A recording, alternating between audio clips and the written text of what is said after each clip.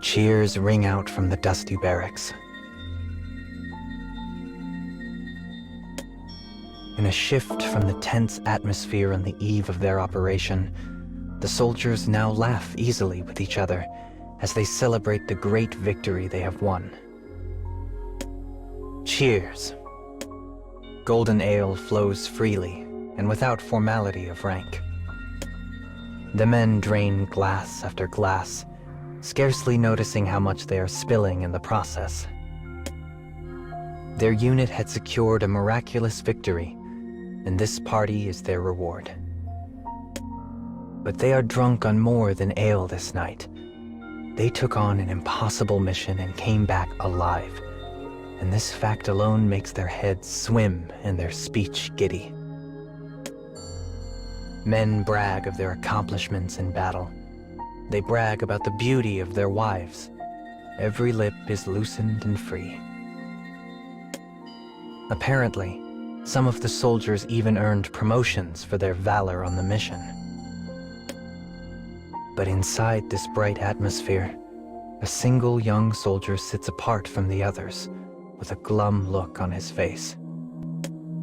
He had infiltrated the enemy base alone, against the orders of his direct commander, and slain the enemy captain. Though their victory was due in large part to this deed, his actions were still troubling. No matter how well it had turned out, he had ignored a direct order from a superior. A court-martial would be unsurprising. That he did so because of a personal grudge is perhaps the most troubling fact of all. By all rights, he should have died on that battlefield. But his life was saved by his fellow soldiers, and especially by the quick thinking and bravery of the very captain whose orders he was so quick to disregard. Regardless, the boy sits alone, not bothering to thank the men around him or share a meal or drink. His mind is still back with the enemy commander. The same man who killed his parents so long ago. After years of chasing him, the boy had finally cornered his target and plunged his weapon into his heart, along with all of his hate. But the fall of the curtain on his revenge was hollow. He felt no exhilaration, no accomplishment. Instead, he was left with the empty bones of a past he could never reclaim. With that gloomy sadness filling the boy's head, the dying enemy captain spoke to him. He told the boy something that turned everything he'd ever believed on its head. And now, he sits among his celebrating fellows and replays the words over and over again in his mind. The secret of my birth, my past, my true father. It is so far-fetched as to stretch the bounds of credulity, and yet he is unable to set it aside. The boy stares blankly into space. The drink in his hand has long since grown warm, but he pays it no mind. Suddenly, a brawny soldier approaches him. Ignoring his troubled state, he plops down beside him with a most inconsiderate thud. This man had always treated the boy harshly, more like an enemy than a fellow soldier in the ranks. "You here to pick another fight?" asks the boy. He can't even bother to lift his head for the query, feeling all the more gloomy from the man's presence. "Fight? No, boy. I'm damn proud of you." The boy is shocked to hear actual praise coming from the man. So shocked that he looks up in spite of himself.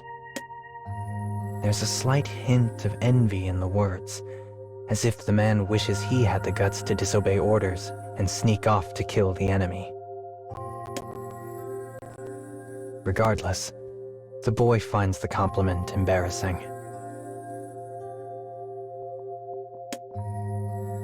Quickly lowering his head to hide the flush on his cheeks, he stands and makes his way to the exit. "Going for a piss there?" asks the brawny man. The boy gives a vague response and ducks outside. Night has fallen on the land. The silence is so perfect, especially when compared to the chaos of the barracks, that it causes his ears to ring. Camaraderie and banter did not come easily to him by nature, but that is not the reason for his discomfort this night. He has so many things to think about. And here, in the dark, his thoughts are free to run rampant. He stands there for a long time, until a sound finally causes him to turn around. An injured soldier is behind him, leaning on a crutch. He looks at the boy and cuts straight to the point. "So, what were you doing in the enemy camp?"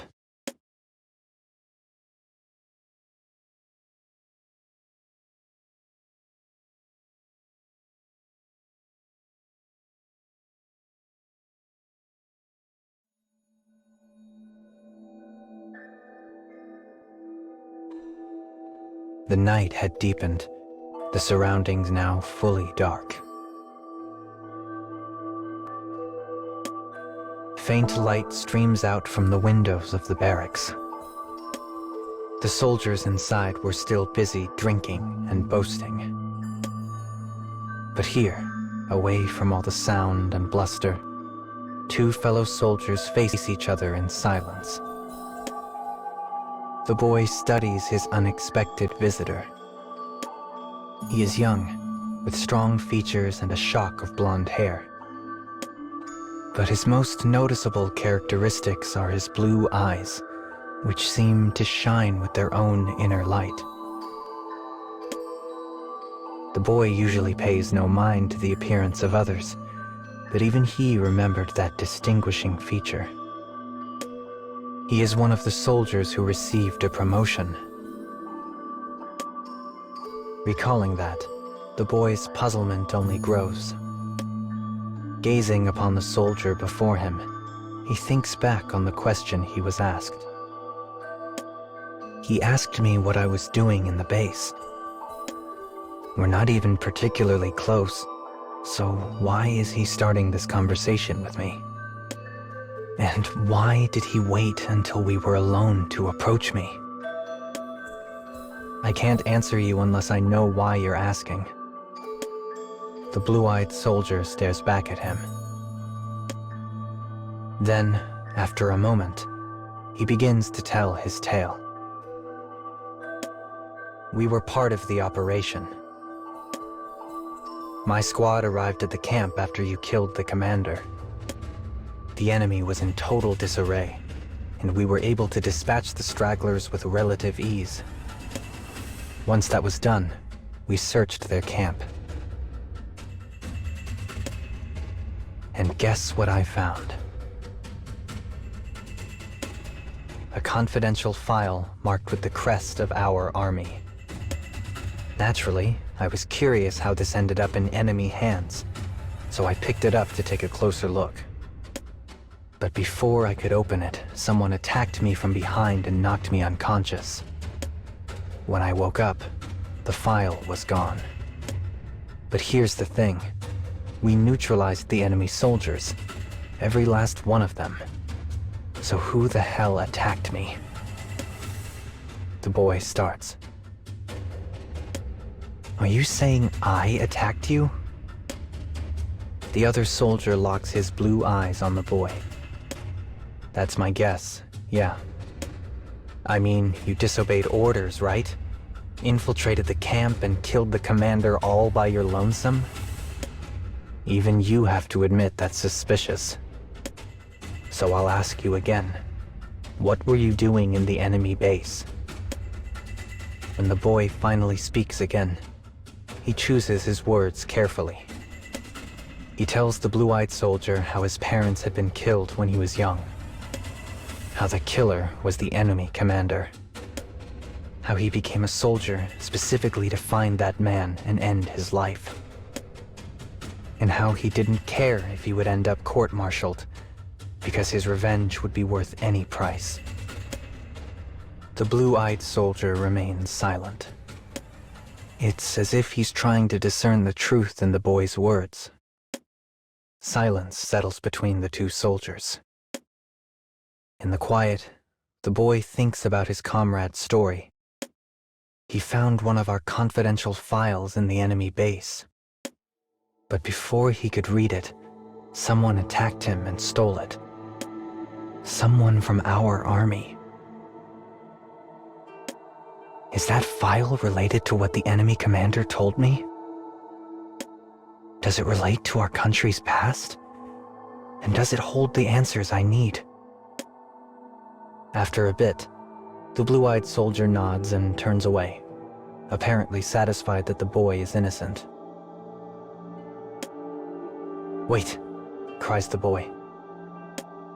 The man stops. "What happened to the file?" "Well, if my suspicions are correct and it was taken by one of us, it should be in the vault here at the base."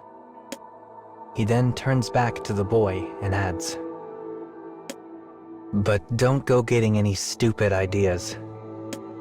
You already disobeyed orders once, and it won't go well if you do it again.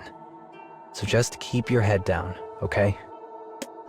He then departs, limping away on his crutch. But his warning falls on deaf ears, for the boy would do anything to know what is in that file.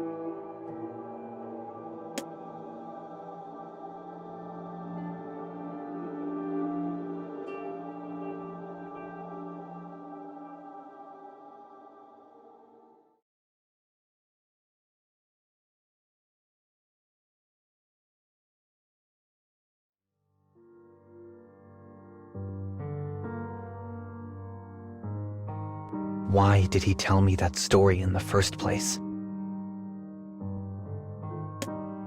He clearly thinks we have a traitor in our midst.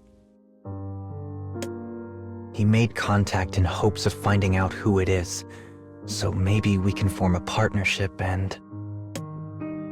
The boy lets this thought marinate in his mind for a bit before suddenly rejecting it. If the file does contain the secret of his birth, he doesn't want anyone else knowing about it. He begins to formulate a plan. The blue-eyed soldier is likely correct. If the file was stolen by a traitor, it would be located in the vault. Their base is a large, sprawling complex with many buildings. There are barracks, a training ground, a reference library, and the vault, which is only accessible to a select group of people. Now in the library, the boy finds himself staring at a set of blueprints for the base. Coated in dust and weathered away to a dim yellow color, they seem ready to fall apart in his hands. But he finds the part he wants, carefully tears it away, and quickly sidles out of the room. It is the route to the vault. The boy makes his way to the changing room, but not to don a disguise. Instead, he climbs on top of a locker and removes a dusty wire panel covering an exhaust duct. A duct that leads to the vault. He always cursed his small physique, but is now thrilled to have it. Drawing his shoulders tight, he manages to squeeze inside. Holding his flashlight between his cheek and his shoulder, he wriggles his way forward like an inchworm. Every movement brings a new puff of dust or a cobweb brushing against his face. He struggles desperately against the urge to cough. But just as he is about to lose hope, he arrives at his destination. According to the blueprints, The vault is directly below him. With a sigh of relief, he reaches out to the wire panel. But he can't get it free. Anger suddenly races through him, and he makes a rash decision. Applying all of his strength to it, he shoves the panel until it breaks apart with a crack loud enough to wake the dead. The boy scans the inside of the vault, certain that he has alerted a guard or triggered some kind of alarm. The only source of light is a dimly illuminated exit sign. When no one comes to investigate, the boy lets out a sigh of relief. Wiping a bit of sweat from his brow, he lowers himself down. The vault is filled with row after row of metal shelves. Each shelf has a number, with contents organized by date and type, such as confidential documents or artifacts claimed from the enemy. The boy roams through the rows, shining his light here and there. He checks dates on the confiscated items and opens any file that seems like it might be relevant to his interests. Finally, he stumbles across a folder with the word "confidential" stamped across it. It also contains the seal of their army, just like the one from the other soldier's tale. The boy takes a deep breath and opens it. The words inside immediately draw his eye. Infant abduction strategy. His heart begins to race. With a single trembling finger, he reaches out and slowly turns the page. It is a complete accounting of his country's actions. The plan was designed to create powerful soldiers. They researched genes from people across the world, looking for those with the traits they sought. Before long, they had a pool of possible recruits. Once an infant was found from a desired genetic line, they were kidnapped and raised as one of their own citizens. Everything the enemy commander had told him was true, and with each line he reads, the boy's long-held beliefs collapse. It is a pain unlike anything he has ever felt.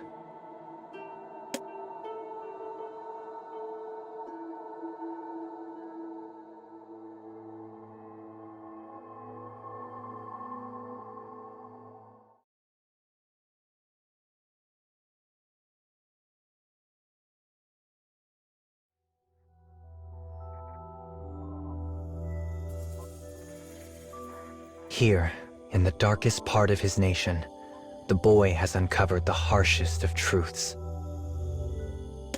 The file, the vault, his history.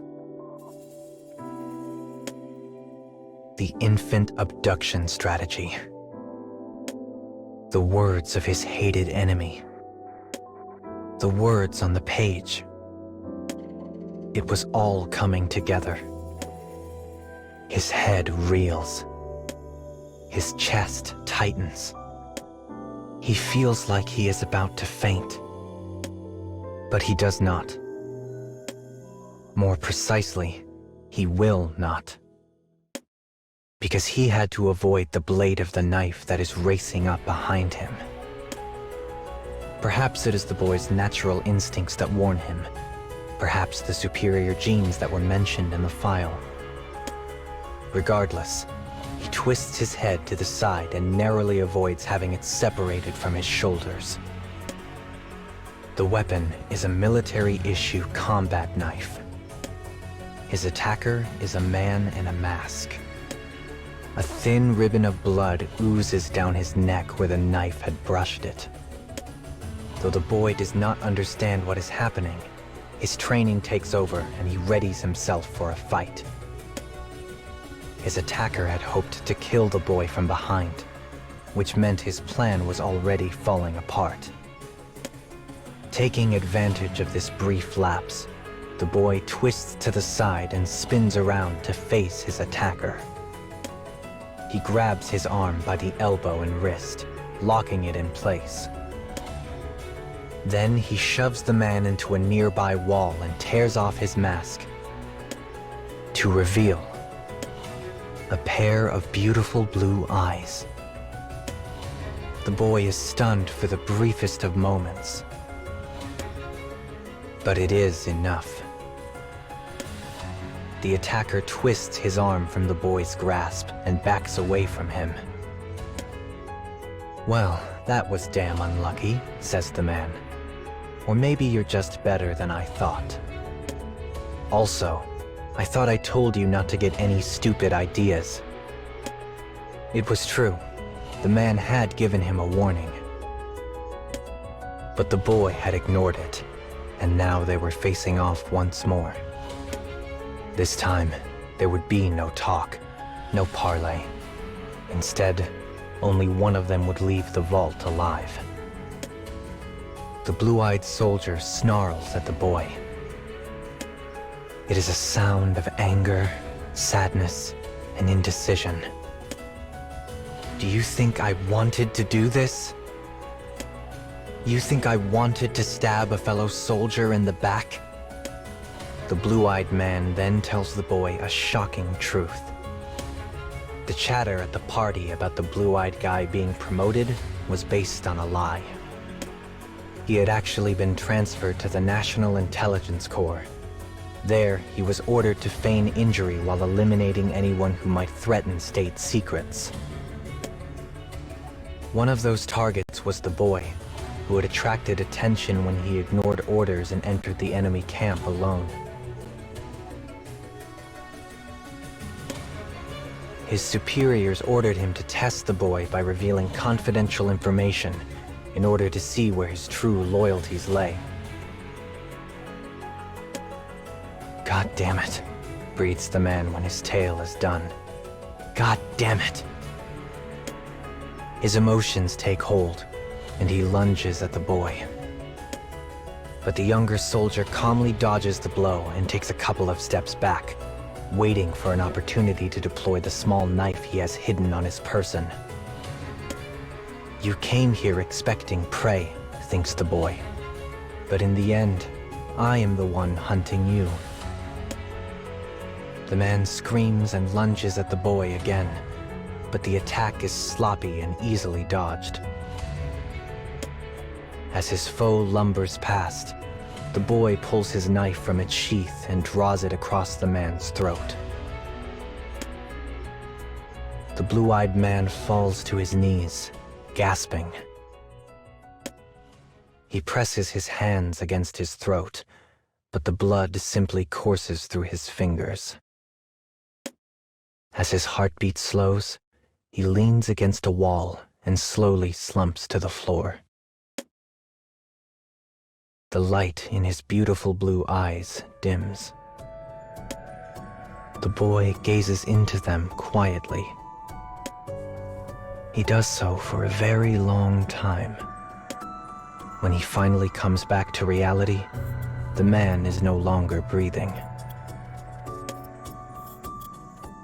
Sheets of paper from the file are scattered at his feet. He picks up one blood-soaked page and looks it over. It is a list of all the children who had been abducted.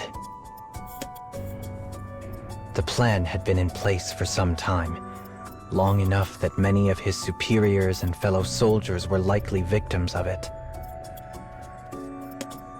They had been stolen from other countries, incorporated into a new nation, and given fake lives, just as he had been. Unable to collect his chaotic thoughts, he finds himself presented with a cruel truth. By killing a man who is supposed to be on his side, he finds himself with nothing left to trust. Not his country, not his fellow soldiers, and not even himself. Anger, sadness, unease, fear, hate. All these emotions swirl and churn in his heart. So then, what should I live for? The words that spill from his quivering lips are quickly swallowed up by the darkness.